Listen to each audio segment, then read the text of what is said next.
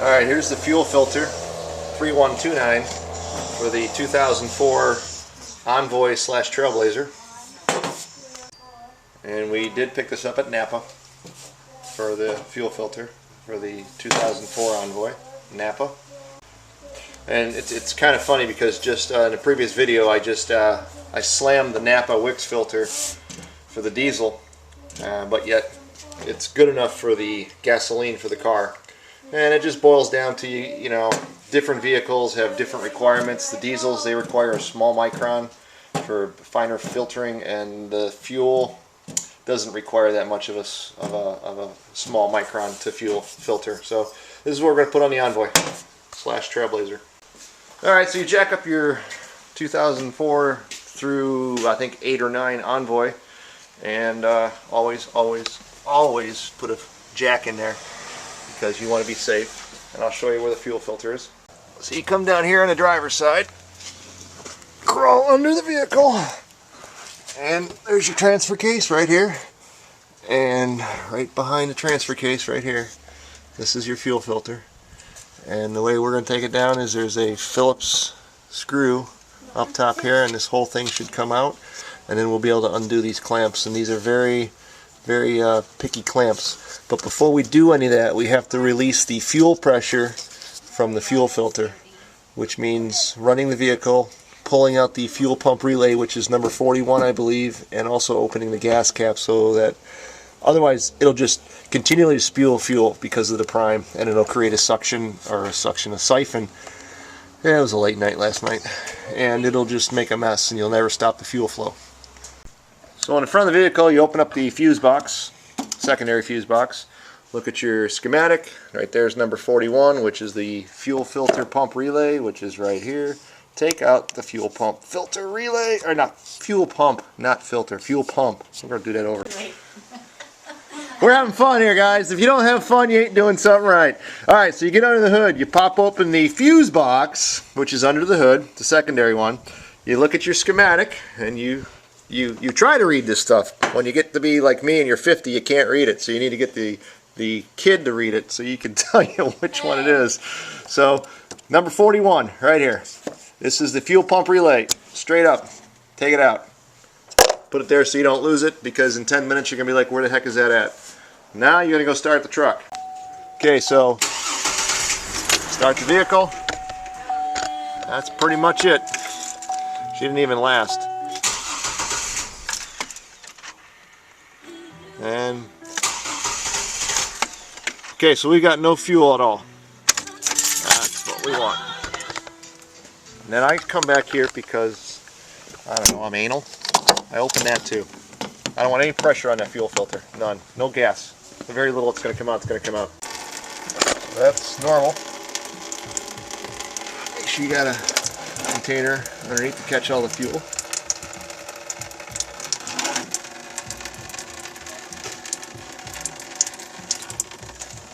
Yeah, I'm getting gas all over myself.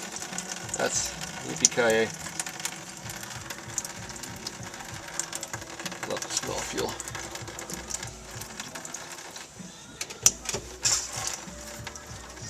Okay.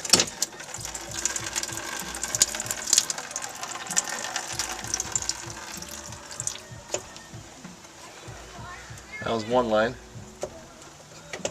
I get the other line. You got safety glasses on, that's all I got to say.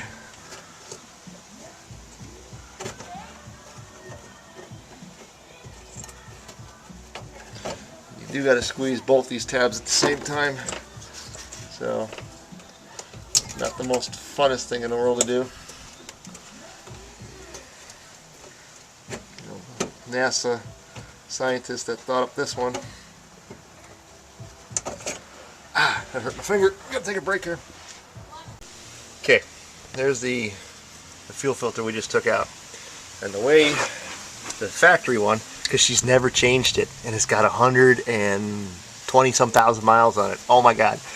This is why you got to keep an eye on cars that people who don't know maintenance schedules. This is the outside. This was the inside. The inside was facing toward the back of the vehicle. The outside was facing toward the front of the vehicle. Makes sense. The fuel comes from the fuel tank and then goes up to the fuel injectors. So that's how it was oriented. This has a very specific out. I don't know if the replacement does or doesn't, but we're going to try to replace it the same way. Okay, here's the replacement, and it does have a very specific outside. It says out right on it, so that's the side it's going to go back in. I'm going to see if I can turn this camera around and get a better picture since the... Alright, this is where it's come out of. This back one here was your inside, and this is the outside going up toward the front. And basically we're going to take these caps off here, little red rubber stoppies, and then these are the things that you had to compress. I miss my lift. I really do. I miss my lift. But that's going to be at the next house. I'm sorry guys, I'm beating the camera up because I'm just... There's not a lot of room under here. So I'm going to put the back one on first since that one was the hardest one to get to. She's still dripping. So just basically push that. Push it forward till it clicks. Take the other one. Oh, I'm sorry you can't see it, but you're going to put it on. And wear safety glasses when you do this because you don't want fuel in your eyes. Alright, and make sure you line them up straight. That's something else. Starting to get to be a little booger right here. If I can use that word on YouTube. Alright, come on. Quit fighting me.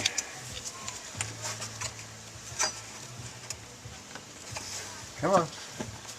Well, you know, Murphy. He's doing what he does best. Some people make it look easy, some people have to fight with it. This one's going to be a fighter. Alright, what's your problem?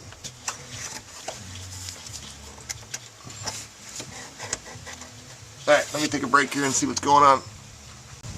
Alright, I had to reposition the fuel filter to get that one on, and then all you do here is push it, line the tabs up with the slots, push it on, and it clicks. You'll hear a definite click. That's done. And then, like I said, I had to change the angle to get that one line to go on, and then it goes back up in there, put it back in its perspective position, and put the clamp back on it, which holds it in place. And that's it. You're good for a fuel filter, and I recommend, and so does everybody else I talk to, doing these once a year. You know, it just took me 10 minutes. I've never done one of these before in this vehicle. I got a diesel. You see me change mine. Mine are real easy, but you know, she's never changed this at 100,000+ miles. I've seen people out there that say they get 2 miles more than a gallon when they change it every year. You know, and it drops after a year of not running a good fuel filter. So she's real curious about what she's going to see happen with this new fuel filter, and I paid $18 at Napa for it. So there's the fuel filter change on the 2004 and later Envoy / Trailblazer. And like I said, it was 3129 was the Napa oil filter, or fuel filter, I'm sorry. I had a late night last night. These are the tabs that you have to squeeze, and when you squeeze them, you actually push the fuel line down, squeeze the tab, it releases these little nipples here, notches, and then you can take the fuel lines off. And that's what I'm talking about. And just take your time on them, because you don't want to break nothing, because I don't know, it's not going to be good if you break them lines. But it took me 10 minutes. Taking my time. Easy job. So replace your fuel pump relay back in there. Take your cover. Put your cover back on. Make sure it clicks. Make sure that clicks. That's locked in. Now start the car. Now you got to prime the fuel pump before you can start the car. And to prime the fuel pump, fuel filter, I am telling you, man, I got to stop staying out late. Just turn the key. Let it warm up, or not warm up, but prime. I'm going to go back to bed. Turn the key a couple times. You'll hear the pump whining.